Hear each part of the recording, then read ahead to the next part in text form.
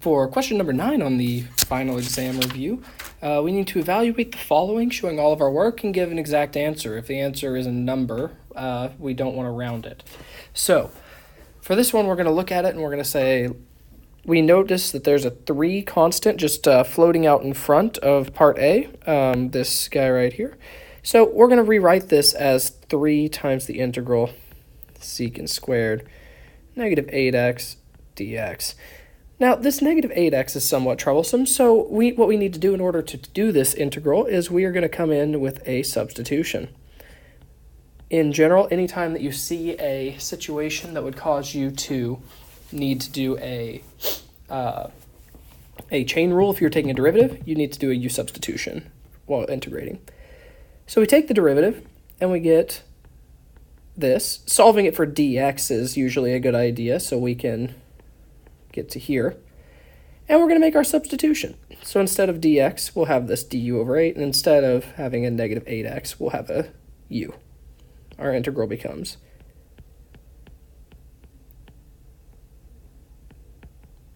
like this.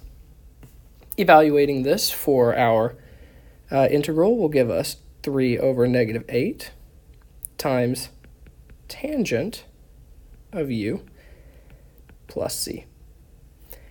We do need to substitute back, though, to be in terms of x, so we'll have 3/8 tangent of negative 8x plus c. Looking ahead to part B, we need to rewrite this as the integral that goes from 1 to 4 of 2 times t to the negative 2. It now becomes seen that this is going to be a power rule situation, so we will rewrite this as 2 times t to the negative 2 plus 1 over negative 2 plus 1, and we need to evaluate it from 1 to 4.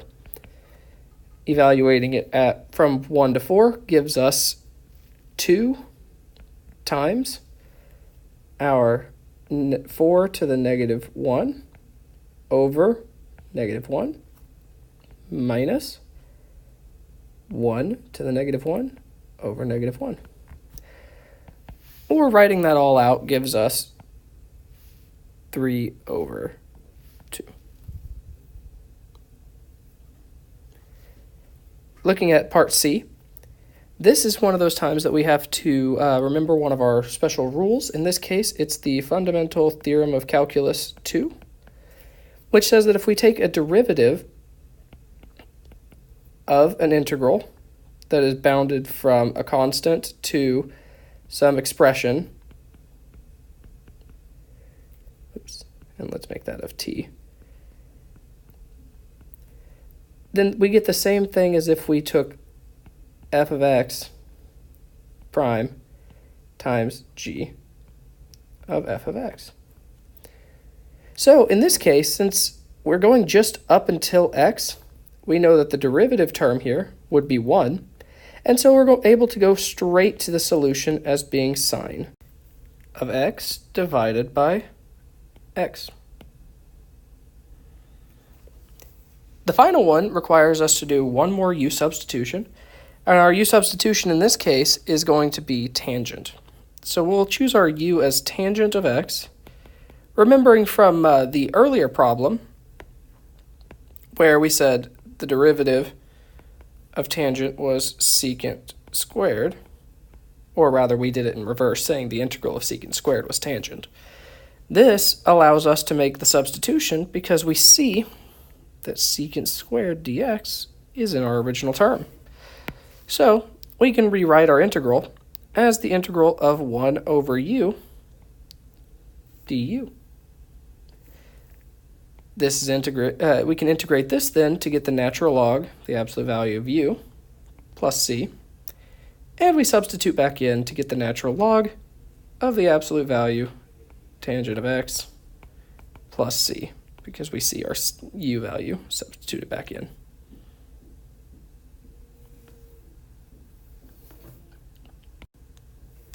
The final one tells the final page of the review is about integrating between 2 curves. And so the first thing we want to do whenever we have 2 curves that we're trying to find the area between, and we'll shade it kind of with our pin here. We need to determine the 2 points that they meet. How you'll do this is you set your two y's equal to each other. So we've got 1 minus x squared equal to 1 minus x. If I actually solve that down, I'll get x squared minus x equals to 0. X times x minus 1 is 0, so x is equal to 0 and 1. With that in mind, I now know my bounds of my integrals, 0 to 1. And I'm going to take whichever equation's on top, in this case this one, and that top one is 1 minus x squared. If anything, we could tell just because it has a curve to it, and 1 minus x is a straight line. So we plug in top 1 minus x squared minus 1 minus x, the bottom equation, dx, and we're off to the races. Doing a little bit of simplification for us here gets us negative x squared plus x dx. Integrating with our power rule will get us negative x to the third over 3 plus x squared over 2, evaluated from 0 to 1. Plugging in 1 will get us negative 1 over 3 plus 1 over 2. And we could, if in the worst case, simplify that down, but that's the answer nonetheless. Looking at the final answer, we have a very similar situation. We're going to say we have pi times r of the outside squared minus r of the inside squared is equal to our volume, dx. So, in this case, our r, since we're measuring from the x-axis, is just identically what we had a second ago, y. And we notice that the r to the outermost section is the same as our top function previously. So we can replace it by saying we're still going from 0 to 1 in terms of our dx. And we're going from 1 minus x squared minus 1 minus x squared. Be careful that you don't drop the extra squared here. And because they don't want us to evaluate the integral, always read the bold, we're done.